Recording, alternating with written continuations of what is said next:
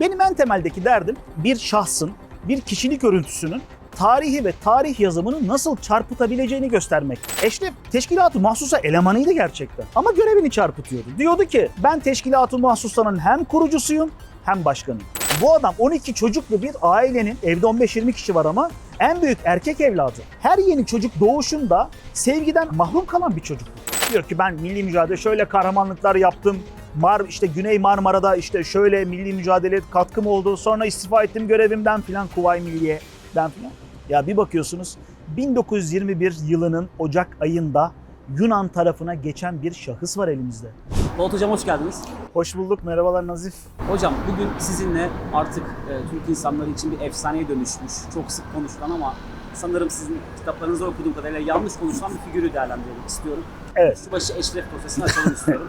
Tamam, açalım. Burada akademik olarak en yetkin, yani yüzde övülmez insan biliyorum ama haddimize de değil Estağfurullah. belki ama en yetkin kaynaklardan birini oluşturduğunuz için teşekkür ederim. Okurken ben çok keyif aldım ama bir yandan da şaşırdım. Şimdi kitabın tamamını burada sergileyemeyeceğimiz için Evet. ben sizden bir Kuşçubaşı Eşref profili dinleyerek başlamak isterim. Çok teşekkür ederim Nazif. Ben ilk defa GZT.com'a konuk oluyorum. Buradaki arkadaşlar çok güler yüzlü, çok kıymetli programlar yapıyorlar. İnşallah bizim programımız da bundan sonra böyle izlenir, devam eder ve bu yüzden ben arkadaşlara da GZT.com'a abone olarak bizim de programımızı izlemelerini ilk başta tavsiye edeyim. Çok ince söylüyorum. Çok güzel başlangıç. Çok teşekkür ederim. Estağfurullah. Şimdi Eşref Kuşçubaşı konusuna gelirsek daha önce biliyorsun biraz da 2020 yılının Ekim ayında kitabı yayınlamıştım. Ondan sonra tam da pandemiye denk geldi. Çok da reklamını yapamadık ama kitap öyle bir patladı ki söylediklerimizden dolayı. Tamam, tam evde sıkışıkken insanın okuyabileceği öyle eğlenceli de bir kitap bir tarafıyla.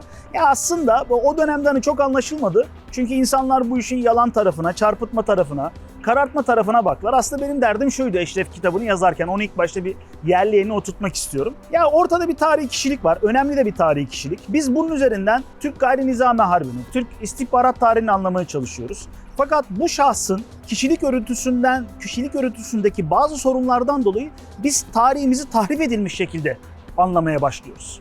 Benim en temeldeki derdim bir şahsın, bir kişilik örüntüsünün tarihi ve tarih yazımını nasıl çarpıtabileceğini göstermekti. Bunu yaparken de ben şunu fark ettim. Başta dedim ki Eşref bize ne diyor ve tarihi gerçeklik ne diyor?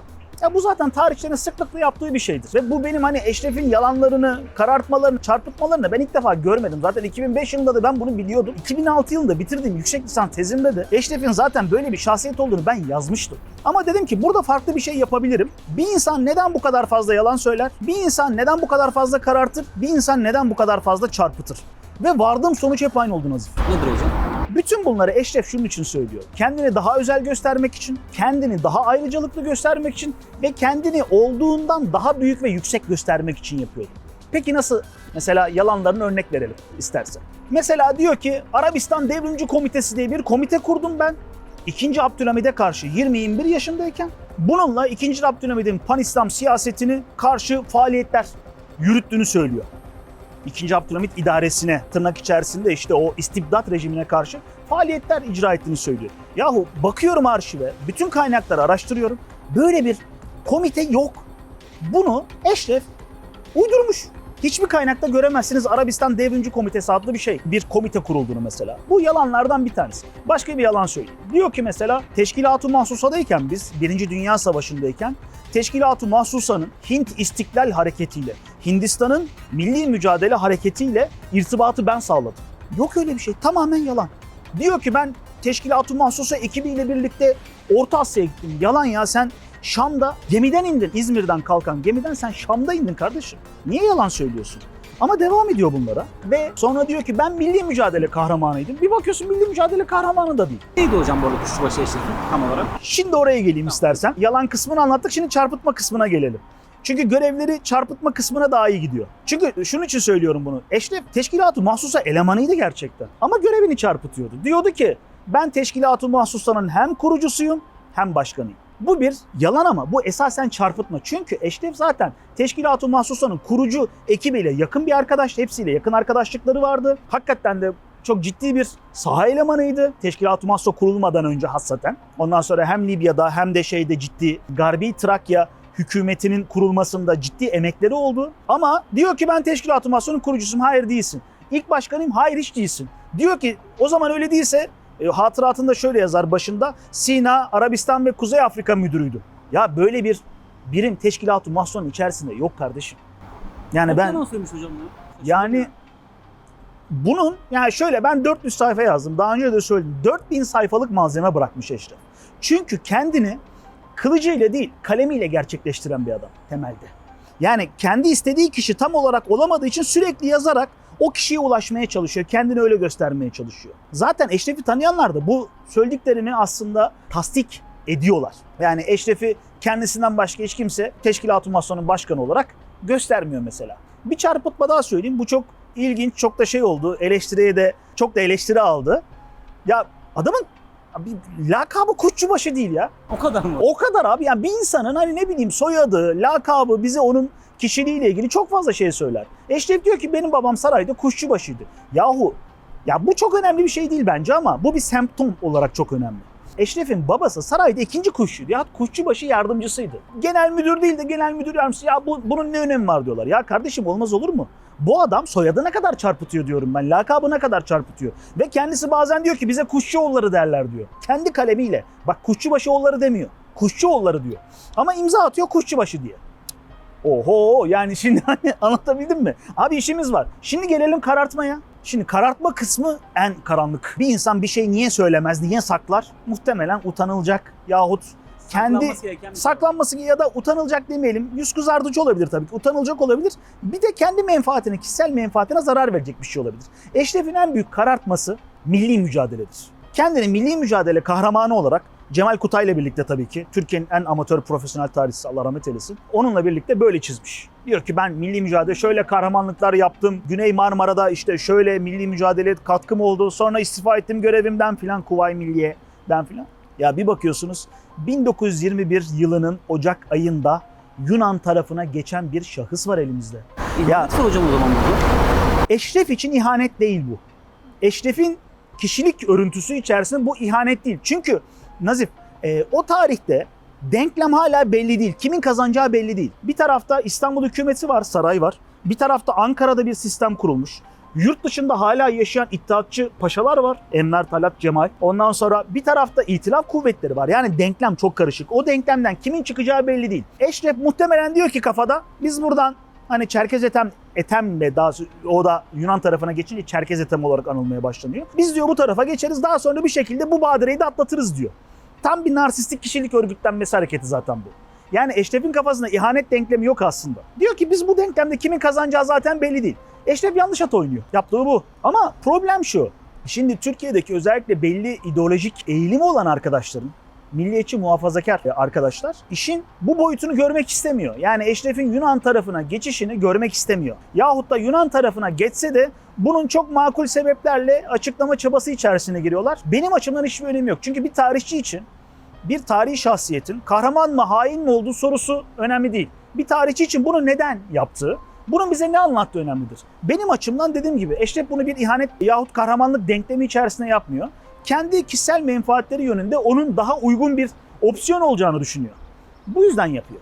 Opportunist bir bakış açısı. Tabii opportunist. Evet kesinlikle ve ben hani kitapta da daha sonra zaten hani bir tarihi şahsiyet niye böyle bir şey yapar? Yani bu kadar işte sana saydığım yalan söylüyor, karartıyor ve çarpıtıyor değil mi? Bu adam bunları niye yapıyor? Dediğim gibi kendini özel göstermek, büyük göstermek, önemli ayrıcalıklı göstermek için yapıyor. Peki bu adam nasıl yetişti de böyle oldu? Benim kitabın esprisi buydu abi. Yani ben biyografiyi orada yazmaya başlıyorum. Bu adam 12 çocuklu bir ailenin, evde 15-20 kişi var ama en büyük erkek evladı. Her yeni çocuk doğuşunda sevgiden az yani mahrum kalan bir çocuk bu. Ve koşullu onay dediğimiz birçok kuramcının, nesne ilişkileri kuramcılarından bilişsel kuramcılara kadar birçok psikoloğun, psikiyatrın ondan sonra ruh bilimiyle ilgilenen insanların söylediği bir şey. Burada evde Eşref bir duygusal yoksunluk ortaya çıkmaya başlıyor. Buna bir empati yoksunluğu ekleniyor. Fakat Eşref çok zengin abi. Çok iyi, durumları çok iyi. Fakat işte bu duygusal yoksunluğu hep maddi şeylerle kapatıyor. Fakat ailesi 1901 gibi sürgüne gönderildiği zaman Eşref bu elindeki maddi imkanlardan da mahrum kalıyor. Ve böylece hem duygusal yoksunluk hem maddi yoksunluk fakat diğer taraftan da kendini göstermek isteyen, duygusal yoksunluğunu kapatmak isteyen birisi. Ne yapıyor Eşref? En iyi yöntemini buluyor. Yazmaya başlıyor. ve ilk defa 1901 yılında notlar tutmaya başlıyor. Eşref'in bize bıraktığı evrak yaklaşık 40-50 bin sayfa. Bunun hepsini kendi el yazısıyla yazıyor. Daha sonra Cemal Kutay, işte Ziya Bey vesaire gibi bazı gazetecilere veriyor. Ve bu gazeteciler bunun metinlerini düzeltiyorlar. Eşref hani el yazısı biraz da bozuk birisi. Ve böylece savaşıyor Eşref. Yani Eşref'in bir kılıçla yaptığı bazı işler var. Ama kalemle yaptığı işler kılıçla yaptığının çok çok ötesinde aslında Nazif. Dolayısıyla elimizde böyle bir şey var. Sorunlu bir figür var. Yaptığı şeyler var. Biz bunları anlatınca insanlar diyor ki ya hocam hiç mi kahramanlığı yok? Ya ben bu tarafıyla ilgilenmiyorum. Bu adam Libya'da çatıştı mı? Çatışmalara girdi mi? Girdi. Ama yani bunun orada yaptığı iyi işleri görürken yani mesela işte ne bileyim. Gölgede kalıyor biraz hocam değil mi? Yaptığı iyi şeyler gölgede kalıyor. Bu kadar yalan söyleyeyim. Tabii ki öyle. Bir de şöyle. Ya Libya'da o kadar büyük bir şey yok. Tamam çatışmalara katılıyor. Oraya giden bütün subaylar gibi. Yani bu arada kendisi subay değil. Çünkü niye Mektebi Harbiye bitirdin diyor. Hayır kardeşim sen 2. sınıfta atıldın ya. Senin kaydın terkin edildi yazıyor evrakta. İsmi Eşref ama Sencer kısmında da problem var. Çünkü Sencer'i benim de Eşref Sencer Kuşçubaşı diye geçiyor. Sencer ismi anne tarafından işte Sultan Sencer'e dayanıyormuş soyulur. Ya kardeşim hangi sultan bu? Bunu bilen var mı? Yok. Peki bir insan anne tarafından gelen işte büyük atasının ismini niye 1920-30'larda kullanmaya başlar? Ya bir insanın işte uyduruyorum benim adım diyelim ki Taha Polat ki göbek adım Taha. Taha Polat. Eğer bu iki isimse bu böyle kullanılır abi. Değil mi? İki ismin kullanılışı vardır. Ya Eşref Sencer'in kullanımını biz ilk defa 1920-30'larda görüyoruz. Bu adam 1880'lerde doğdu. Niye bu tarihe kadar Eşref de sonradan Eşref Sencer? Çünkü oradan da bir kendine aslında ben paye çıkardığını düşünüyorum. Ve bazen Sencerzade diyor. Yani kullanımı da belli değil. Onu demek istiyorum. Dolayısıyla isminden, lakabından başlayarak ondan sonra kendini yeniden inşa etmeye çalışan bir tarihi figür var. Ve bu tarihi figüre çok odaklandığımız için biz hem istihbarat tarihimizi hem Garnizamart tarihimizi iyi anlayamıyoruz. Ve bunun gibi başka karakterler de var. Mesela İngiliz Kemal. Ama biz İngiliz Kemal'i niye bu kadar büyük bir mercek açmıyoruz? Çünkü İngiliz Kemal'in anlattıkları kendini bağlıyor. Yaptığı çarpıtma kendisiyle alakalı. Evet, etki oranı da düşük. Aynen öyle. Dolayısıyla yani İngiliz Kemal bizim Garnizamart istihbarat tarihimizi etkileyen bir figür değil. O kadar şey anlatıyor. Romantik. Ama biz onun da yalan olduğunu biliyoruz mesela. Buradan izleyicilerimize bir spoiler vermiş olduk. Bir İngiliz Kemal bölümü yapar mıyız hocam? Yani bence yapmalıyız. Yapalım. Güzel olur. Tamamdır tabii ki. Hocam ben bir de bir şey tarafını merak ediyorum. Biliyorsunuz Türkiye'de yapılmış diziler içerisinde en çok izlenen işlerin başında Kurtlar Vadisi geliyor. Orada da bir Aslan Bey karakteri var. Bu istihbarat süreçlerinin başında olduğu yansıtılan karakter. O da Kuşçubaşı Eşref'in torunu olarak lanse edilmişti. Bayağı bir üstüne de konuşulmuştu. Buna dair yorumlarınızda Aslan Bey de çok büyük bir istihbaratçı olarak lanse ediliyordu dizide. Evet. İşte Kuşçubaşı'na böyle atıflarla değerlendiriliyordu. Nasıl değerlendirirsiniz? Ya şimdi şöyle hani Kurtlar Vadisi meselesi ayrı bir konu. Yani bence bu Kurtlar Vadisi dizisine istihbarat dizisi olarak bakılması zaten bir kere doğru değil. Yani bunu sen de biliyorsun. Yani bu bir mafya dizisi. Ondan sonra ve tabii ki dizilerden tarih öğrenilmez. Hele ki böyle konularda. Ama bu dizinin yapıldığı tarihlerde yaygın görüş olarak hani Eşref Kuşçubaşı'nın işte böyle bir teşkilat-ı Mason'un kurucusu başkanı oldu. Ve teşkilat-ı Mason'un bir istihbarat teşkilatı olduğu zannediliyordu. Halbuki ya ben hem Allah kibirden saklasın tabii ki. Yani kendi çalışmalarımla, başka arkadaşlarımla çalışmalarıyla gördük ki Teşkilat-ı Mahsa bir gayri nizami harp örgütü bir kere. Bir istihbarat örgütü değil. İkincisi biraz önce söylediğim gibi MİT'in muadili değil yani değil mi hocam? hiç alakası yok. Şöyle bugünkü MİT Teşkilat-ı Mahsa'nın bazı fonksiyonlarını yapıyor artık. Ama bu onun istihbarat örgütü olduğu anlamına gelmiyor. O tarihte gayri nizami harp örgütü. Çünkü istihbaratı yapan başka örgüt var zaten. Başka örgütler var. Şimdi dolayısıyla o tarihte bunun senaryosunu yazanlar bunu bilmiyordu. Ama ne olursa olsun Eşref'in yalanları ayan beyan bence ortadaydı. Araştırabilirlerdi. Dolayısıyla burada Aslan Akbey'in işte Eşref Kuşçubaşı'nın torunu olarak işte kamu güvenliği teşkilatının başında gösterilmesi ya tabii ki eğlencelik bir şey. Yani hepimiz izledik. İlk 97 efsanedir diye hatta muhabbeti de yapılır. Ama şimdi bir tarihçi gözüyle baktığımız zaman komedidir yani bu. Bırakın yani bu bir acı bir tebessüm ediyorum ben böyle şeylere. Çünkü Eşref Kuşçubaşı bakın 1921 yılı Ocak ayında geçti Yunan tarafına. 1922-23 gibi Anadolu topraklarından ayrılmak zorunda kaldı. 1950'de Türkiye'ye gelebildi. Vatandaşlıktan çıkarıldı. 150'likler listesine girdi. Senelerce Yunanistan'da, Mısır'da bunu MİT'in öncülü olan teşkilat, Milli Emniyet Hizmeti Riyaseti senelerce takip etti ya. Ya siz MİT'in önünden geçemeyecek ya da ne bileyim Özel Kuvvetler Komutanlığı'nın önünden geçemeyecek bir adamı dizide kahraman diye yansıtıyorsunuz. Ve bu adam 1921 Ocak ayında Yunan tarafına geçmiş. Ya şimdi olur mu bu? Olmaz abi.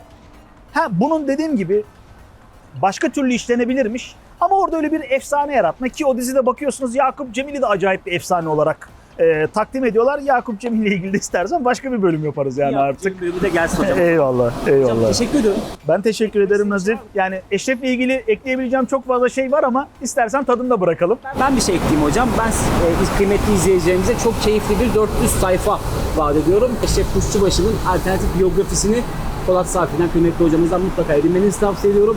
Çünkü detaylar çok fazla. Ben okurken çok keyif aldım. Program öncesi notlara bakarken de yeni notlarımı görüp iyice keyfim arttı. Size de tavsiye etmiş oldum. Hocam teşekkür ederim. Ben teşekkür ederim Nazif. Çok sağ ol.